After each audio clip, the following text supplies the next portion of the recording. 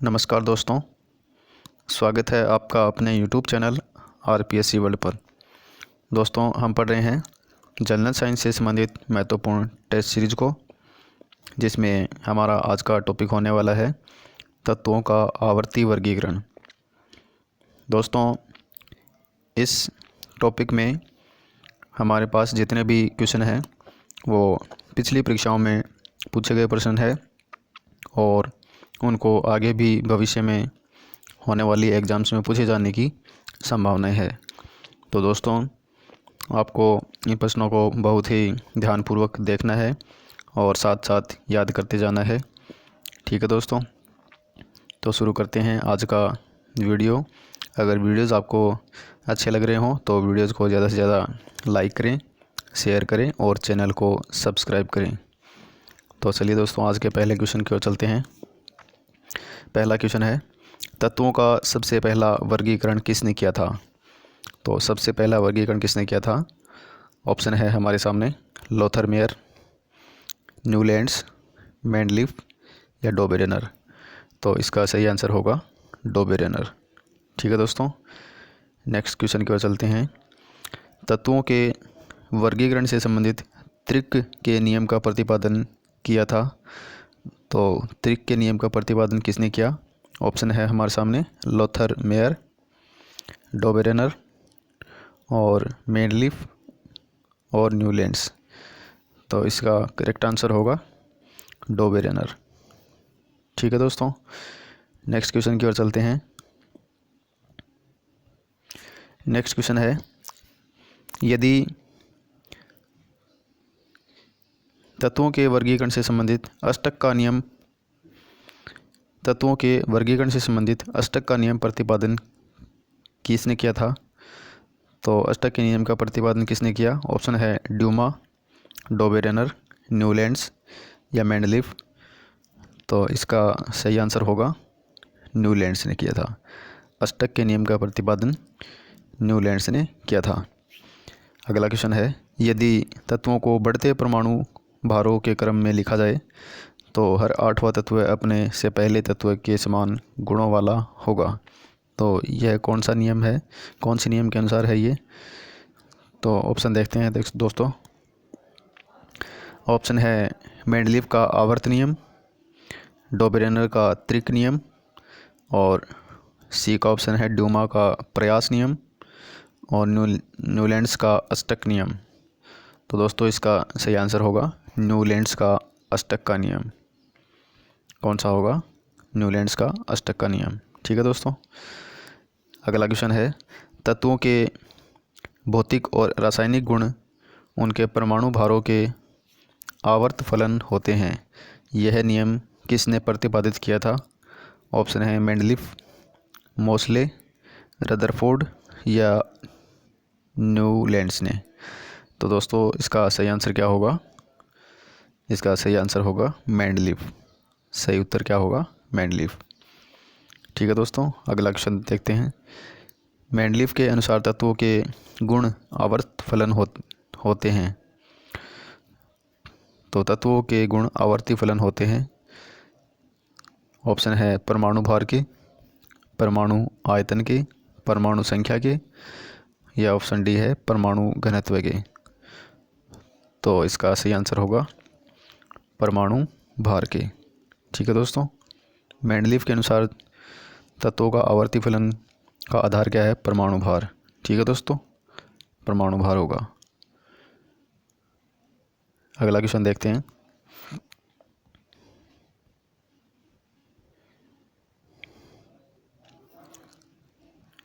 किस वैज्ञानिक ने सर्वप्रथम आवर्त सारणी का निर्माण किया था? तो आवर्त सारणी का निर्माण किसने किया था दोस्तों? ऑप्शन है मोसले, मेंडलीफ, डाल्टन या रदरफोर्ड। तो इसका सही आंसर होगा मेंडलीफ ने किया था। सबसे पहले आवर्त सारणी का निर्माण किसने किया था? मेंडलीफ। ठीक है दोस्तों, अगला क्वेश्चन देखते हैं। आधुनिक आवर्त नियम का प्रतिपादन किसने किया था? ऑप्शन है न्यूलैंड्स, डोबेरेनर, मेंडलीफ या मोसले। तो इसका सही आंसर क्या होगा? आधुनिक आवर्त सारणी पूछ ली जाए तो इसका उत्तर होगा मोस्ले। और केवल आवर्त सारणी पूछ ली जाए, केवल आवर्त सारणी ही पूछी जाए तो इसका उत्तर होगा मेंडलीव। ठीक है दोस्तों, अगला क्वेश्चन देखते हैं 9 नंबर। मेंडलीव की आवर्त सारणी में तत्वों का वर्गीकरण का आधार क्या होता है? तो मेंडलीव की आवर्त सारणी का मुख्य आधार क्या है तत्वों के वर्गीकरण का? ऑप्शन है परमाणु द्रव्यमान, परमाणु संख्या, परमाणु आयतन, परमाणु घनत्व। तो इसका आंसर होगा परमाणु द्रव्यमान। मेंडलीव की जो आवर्त सारणी है उसके तत्वों का जो वर्गीकरण है उसका मुख्य आधार क्या है? परमाणु द्रव्यमान है। अगला क्वेश्चन देखते हैं, आधुनिक आवर्त सारणी में तत्वों के वर्गीकरण का आधार क्या है? तो आधुनिक में पूछ लिया जाए तो आधुनिक का बताना है हमें परमाणु संख्या। आधुनिक का पूछ लिया जाए तो आधुनिक का बताना है हमें परमाणु संख्या। लेकिन मेंडलीव की आवर्त सारणी का आधार क्या है? परमाणु द्रव्यमान है। ठीक है दोस्तों, अगले क्वेश्चन की ओर बढ़ते हैं। आवर्त सारणी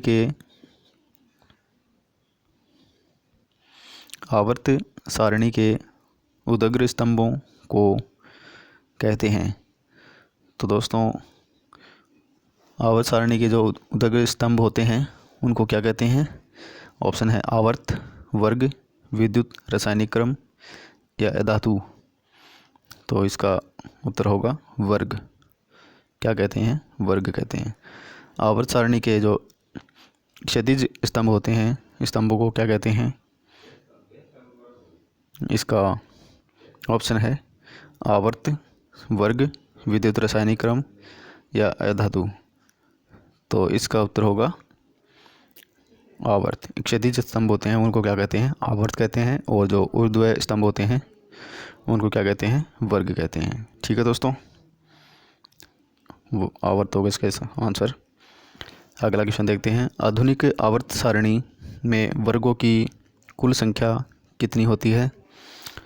तो वर्गों की संख्या कितनी होती है दोस्तों? इसका सही उत्तर होगा वर्गों की संख्या 18 होती है। कितनी होती है? 18 होती है। और अगले क्वेश्चन की ओर देखते हैं, तो आधुनिक आवर्त सारणी में आवर्तों की संख्या कितनी होती है? आवर्तों की संख्या पूछ ली जाए तो आवर्तों संख्या बतानी है हमें 7 होती है। कितनी होती है?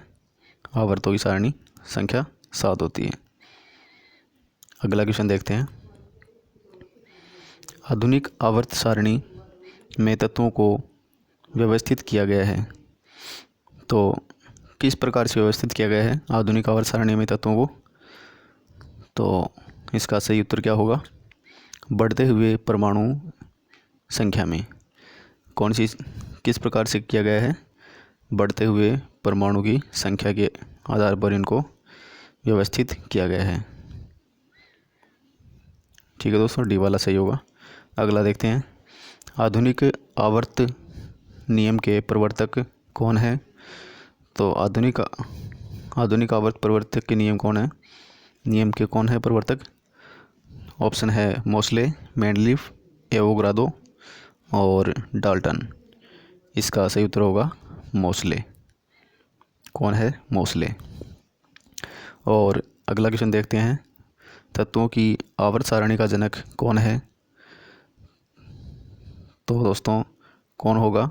ऑप्शन जोहानेस वान डर वाल्स और Johann Baeyer, Alfred Nobel, Dmitri Mendeleev. तो कौन होगा दोस्तों? मेंडलीव। सही उत्तर क्या होगा? मेंडलीव होगा। अगला क्वेश्चन देखते हैं, आवर्त सारणी का लंबा रूप निर्भर करता है। तो किस पर निर्भर करता है दोस्तों? इसका सही आंसर होगा परमाणु संख्या के आधार पर। परमाणु संख्या पर निर्भर करता है। ठीक है दोस्तों,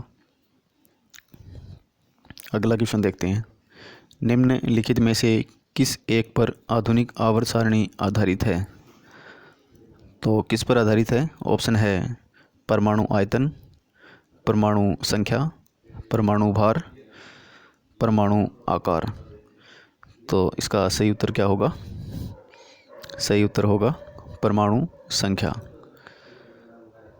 क्या होगा? परमाणु संख्या। अगला देखते हैं, तत्वों के भौतिक और रासायनिक गुण उनकी परमाणु संख्या के आवर्त फलन होते हैं। यह नियम किसने प्रतिपादित किया? ऑप्शन है मेंडलीफ, मोसले, न्यूलैंड्स और रदरफोर्ड। इसका सही उत्तर होगा मोसले। सही उत्तर क्या होगा? मोसले। अकीय तत्व किस समूह के सदस्य हैं? तो कौन से समूह के सदस्य हैं अकीय तत्व? अगला इसका उत्तर देखते हैं। इसका सही उत्तर होगा दोस्तों शून्य समूह है। क्या कहते हैं? अकीय तत्व। सही उत्तर होगा शून्य तत्व, शून्य समूह है। अगला क्वेश्चन देखते हैं, क्षार धातुओं को आवर्त सारणी के किस समूह में रखा जाता है? तो क्षार धातुओं को किस समूह में रखा जाता है? ऑप्शन है first A, first B, second B, second third B. तो दोस्तों इसका उत्तर होगा फर्स्ट ए। कौन से समूह में रखा जाता है? फर्स्ट ए समूह में रखा जाता है। अगला क्वेश्चन देखते हैं, किस समूह के तत्वों को सिक्का धातु कहा जाता है? तो किसे कहा जाता है सिक्का धातु? इसका सही उत्तर होगा फर्स्ट बी। क्या होगा? First B. ठीक है दोस्तों, अगले क्वेश्चन की ओर चलते हैं।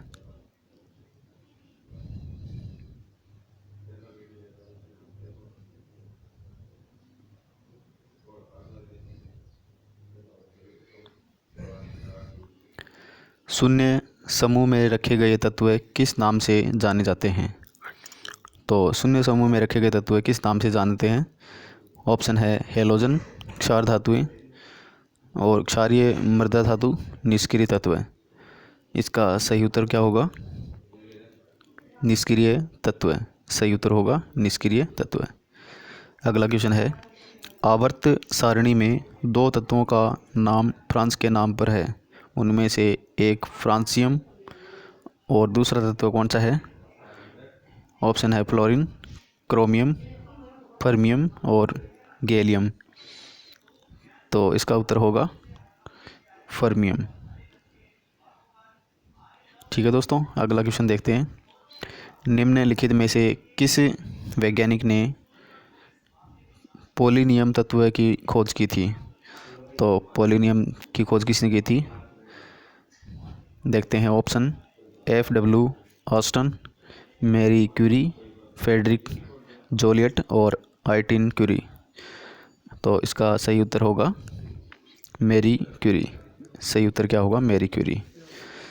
अगला क्वेश्चन है, सबसे भारी धातु कौन सी है? ऑप्शन है चांदी, सोना, पारा और ओस्मियम। तो इसका सही उत्तर क्या होगा? ओस्मियम। सबसे भारी धातु कौन सी है? ओस्मियम। ठीक है दोस्तों, अगला क्वेश्चन देखते हैं, सबसे हल्की धातु कौन सी है? तो कौन सी है सबसे हल्की धातु?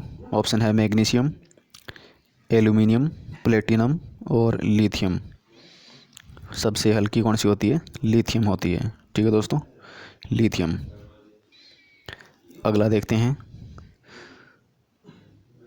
सबसे हल्का तत्व कौन सा है? ठीक है दोस्तों, तत्व की बात हो रही है, धातुओं की बात नहीं हो रही है। ऑप्शन है हाइड्रोजन, हीलियम, लिथियम और सोडियम। तो दोस्तों इसका उत्तर होगा हाइड्रोजन। सबसे हल्का कौन सा है? हाइड्रोजन। ठीक है दोस्तों, नेक्स्ट क्वेश्चन देखते हैं, निम्न में से कौन सा तत्व सर्वाधिक विद्युत ऋणात्मक है? तो सबसे ज़्यादा विद्युत ऋणात्मक कौन सा है? ऑप्शन है ऑक्सीजन, फ्लोरीन, सोडियम और क्लोरीन। इसका सही उत्तर होगा फ्लोरीन। सही उत्तर क्या होगा? फ्लोरीन।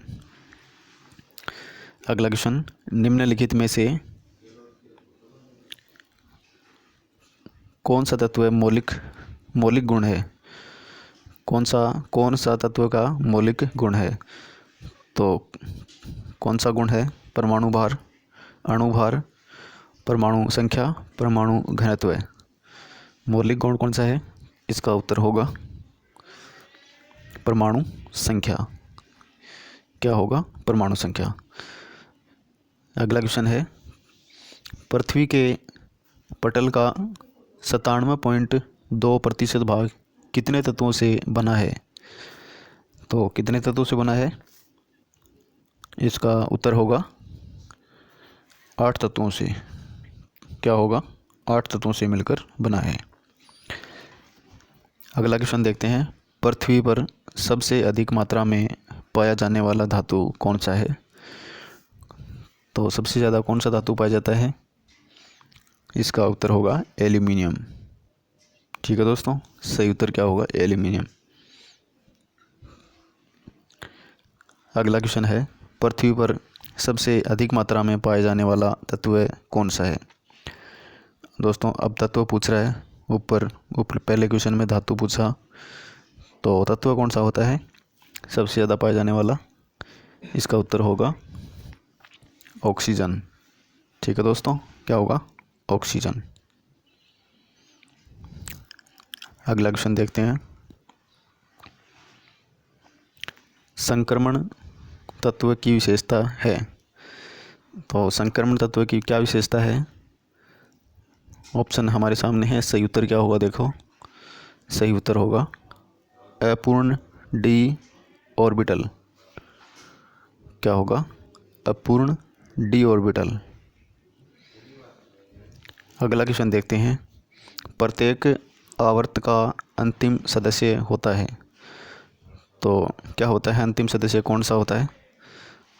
ऑप्शन है, एक धातु, एक हैलोजन, एक निष्क्रिय गैस और एक उपधातु। तो इसका उत्तर होगा एक निष्क्रिय गैस। ठीक है दोस्तों, एक निष्क्रिय गैस।